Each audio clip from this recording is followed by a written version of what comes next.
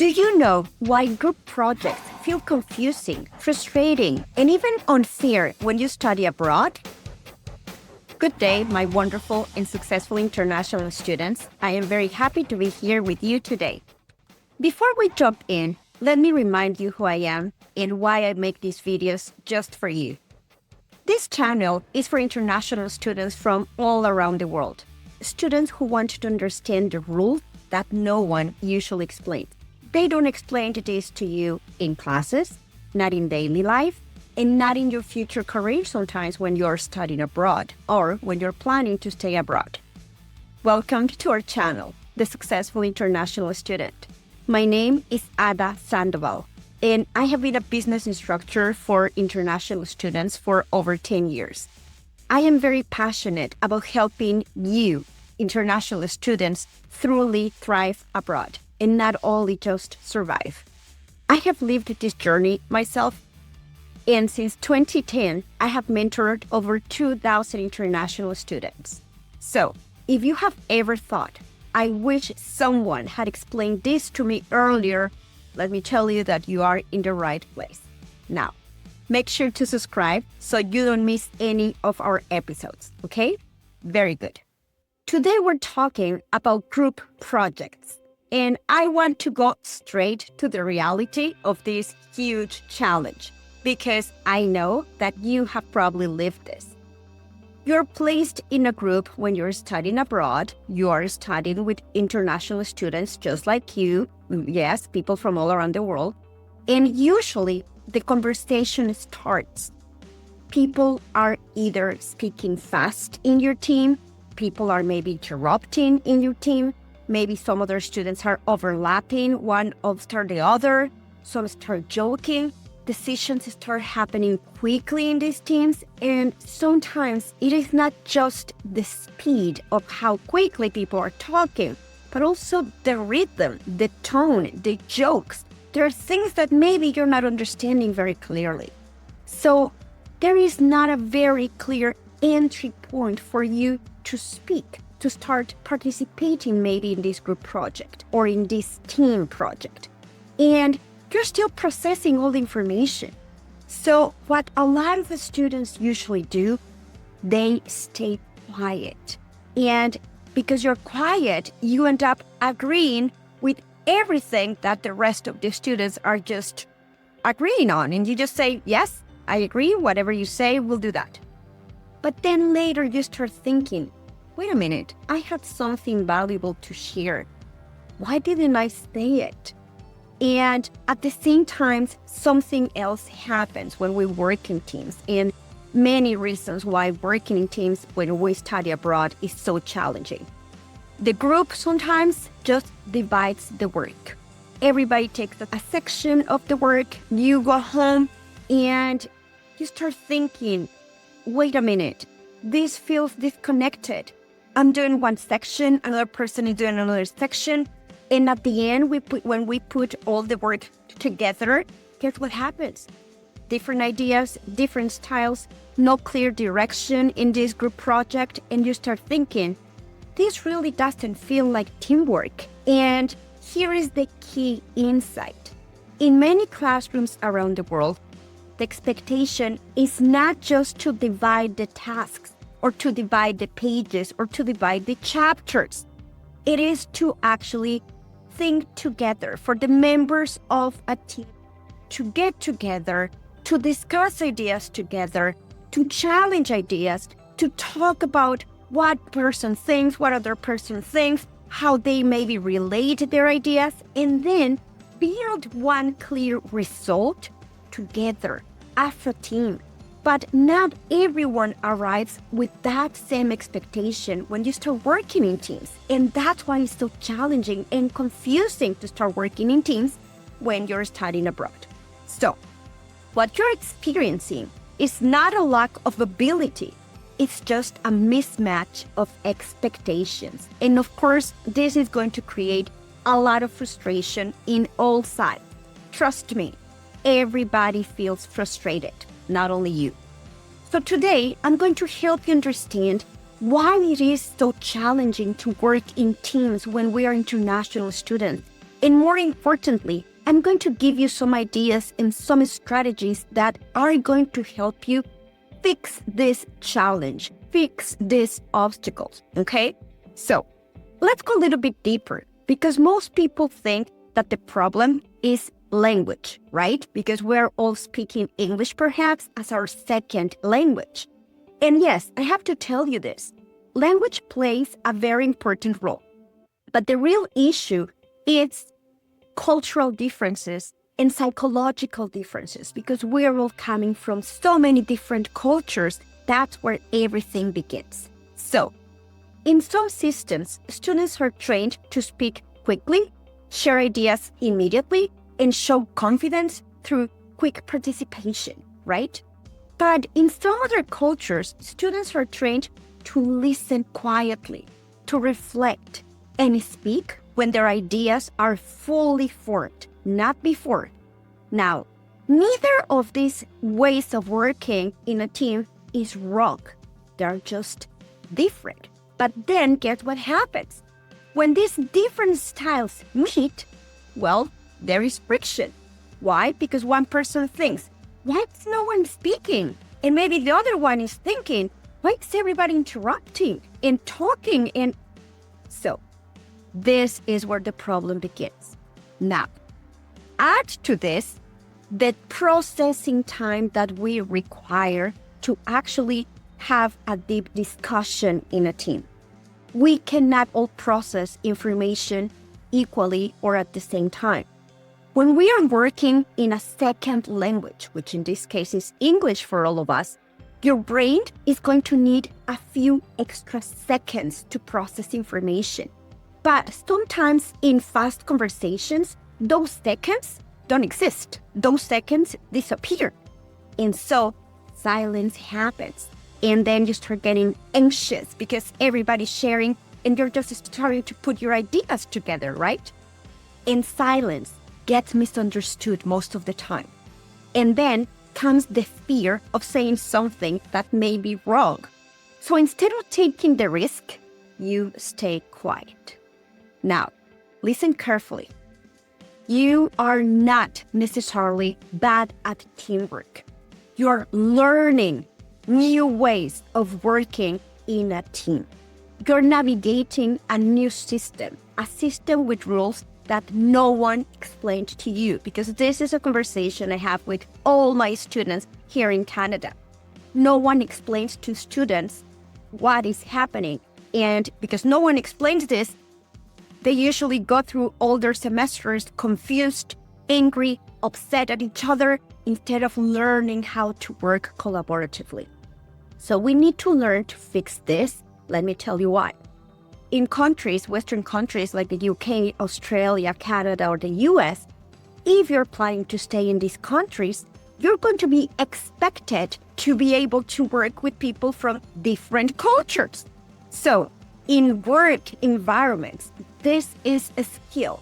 Having the ability to work with multicultural teams is a skill that we expect in all the people that we hire in organizations and companies. So we need to learn how to develop this skill from the time you're an international student. Got it? Now, I'm going to give you 5 strategies. And this is the most important part of the video, because these are tools that will actually change how you show up and how others perceive you in group project. Got it? Very good. So let's go with the strategy number 1. Preparation. That is the most important. Preparation. Now, I have to mention also that preparation means something different also in different cultures. There are cultures in which preparation means having absolutely all your semester ready, like you have in a calendar all your assignments, you have in your calendar all your exams, all your quizzes, everything is very well organized, and that means I am prepared. But there are many cultures in which saying, get ready and get prepared, is just opening your notebook at the moment you are right there. That is preparation. And that is also something we need to learn to work with. So the first step has to do with preparation, but making sure everybody in the team understands what kind of preparation is going to be required for these meetings. So when you prepare a little bit, some of the topics you're going to be discussing in your teams, if you read perhaps the chapter before, instead of trying to think fast in the moment in which you all start working, it's going to give you an advantage because you already know a little bit about the topic. So your advantage is going to be preparation. So the tip number one I'm giving you is when you get together with all these people that you may not even know, and this may be the first time you guys work together, set up a time in the future, maybe next morning, maybe in 2 days, maybe in 3 days. So everybody takes time to get ready to read the chapter, to read the essay, to read the paper, to do the research. In that way, everybody shows up to this first meeting in which everyone is expected to work in a team prepared. That is the key. So before every meeting, write down 3 things related and 3 things that are going to help you in this first discussion. One idea that you want to contribute. Maybe in this chapter that you read, maybe in these pages of the book that you read, you find something that you would like to contribute to the team, something you found relevant and you think it's important for the team to realize this is relevant. So this is one idea for you to contribute. Number 2, also write a question that you would like to ask your team members, because we're not supposed to understand absolutely everything. The purpose of working in a team, helping each other. So write down a question. Maybe something in the material was not very clear to you. Well, this is your opportunity to write down a question and ask your team members to help you. Now, I know this is challenging for many students because in many cultures, asking questions could mean, they're going to think that I'm not smart. They're going to think I'm not intelligent. But we have to understand that asking questions is actually one way to help everybody share their own ideas, to enrich a discussion, to go deeper into an analysis. Questions are necessary. So don't be afraid of asking questions. If you're prepared, you're not going to be reacting. You're entering this team meeting in which everybody should be contributing. You're entering with intention. So you can say, you know what? When I was reading, I was thinking about this. But what if we try this other approach? What if we maybe present this in class or to the professor this way? So do you see the difference that preparation gives you? You're contributing with value with your team. And value is actually what is going to get you to be remembered, going to get you to be considered a great team member. Okay, very good. Now, strategy number 2, question as participation. Let me tell you what this means. Many students think that participation means having always the perfect idea. And this is not true, okay? Participation actually means moving the conversation forward, moving the discussion forward, moving the analysis forward. And one of the most powerful ways to do that is through questions. So if you feel stuck, say something like, could you please explain that part again? It's not very clear to me. Or could somebody give me an example?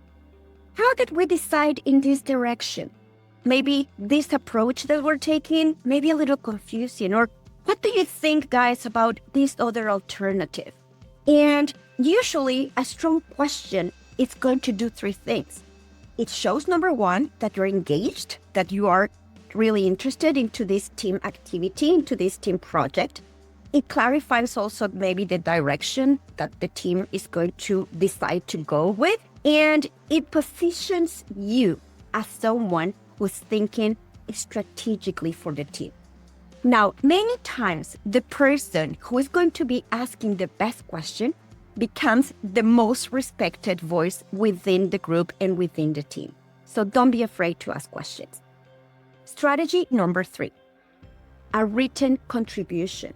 If speaking in the moment feels difficult for you, maybe you feel you're an introvert or you feel that you're still scared to raise your hand with your team members, do not disappear. Maybe just shift the way in which you contribute, and you can use writing. Usually after a meeting, what you can do is you can send a follow-up message or a follow-up email. For example, you know what? Thank you very much about today's meeting, but when I was on my way home, I was thinking about our discussion, and here's an idea that I would like to add to what we talked about today in our team.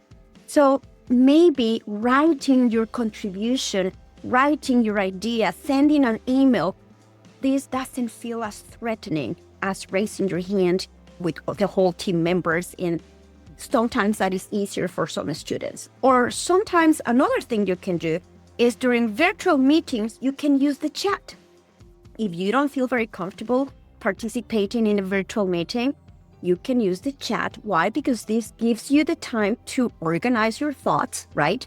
And often your ideas are going to come clearer and stronger sometimes when you write your questions or your ideas in the chat. So do not confuse silence in meetings with lack of impact. You just need to redirect maybe how you're contributing to the team. Got it? Very good. Strategy number 4, create alignment early on when you start working in your team. This changes everything and is related to preparation. At the very first meeting, say something simple like, can we quickly agree on how we're going to work in a team? Or for example, you can ask, are we just going to divide tasks or are we going to discuss ideas together before writing our paper and before submitting? This question alone can completely change the quality of your team project, because now, instead of everyone working in isolation, the team becomes intentionally focused. You usually move from divide and hope this works to let's align all the team members first and then execute. And this is what strong teams do. Now, strategy number 5, roles based on strengths. Not everybody is good at everything, and we need to understand that. And that's the power of teamwork. Instead of letting maybe the loudest person make all the decisions and decide everything and create the structure of the whole teamwork, why don't we assign roles? Who's going to be doing the main research? Who's going to help the researcher maybe? Who's going to help with the writing? We need at least 2 people maybe with the writing. We need 2 or 3 editors to check, to revise all the information. Who's also going to be the main presenter? Who's going to be concluding at the end of the presentation? Who's going to be asking critical questions? Now, this getting organized, first of all, it reduces confusion and it ensures that different strengths from all the team members are actually used in a team. And most importantly, this prevents the situation where everything is just put together at the end without any connection. I have to tell you a secret. I was just grading papers about 2 hours ago. I had to give a 0 because it was very, very clear that only one student wrote an essay, a different student prepared the presentation, and a different student completely disconnected. And unfortunately, it was a 0 for all the students because it was clear that there was no teamwork. Now, the work that is integrated from the beginning, this is clear, it's going to be a success. If you're the quiet student, your voice matters. So you must practice using your voice, even if it feels uncomfortable at first.